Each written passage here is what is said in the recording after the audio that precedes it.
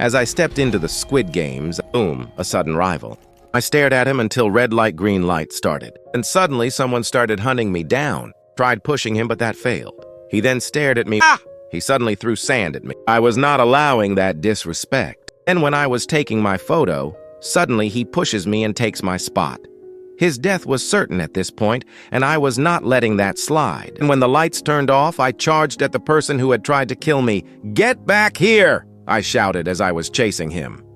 Thanks to some other people, I managed to track down and kill him. Ha ha ha ha. I laughed at his lifeless body while he looked at me with hatred in his eyes, but there was nothing he could do. And tug of war I was pulling, barely missing any. But then as soon as I failed, my team was left with no one to carry, then fell to their demise. They had officially sold. But I was not going to give up just because my team sold. So I bought a revive. Jump rope was an easy stroll in the park. I thought I had beat the games. Suddenly, a random player shows up from thin air and reaches the end. The next game was Glass Bridge, and this guy had just speedrun it while I'm meters behind him with the special game pass.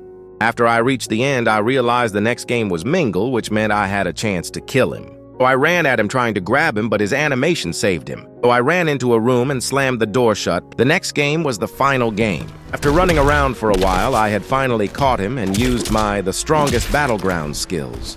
And after I pulled out those skills, he met his fate. I took my cash and glanced at the front man before hopping on a speedboat and speeding off. I guess after all, we are not humans, but we are cheese balls.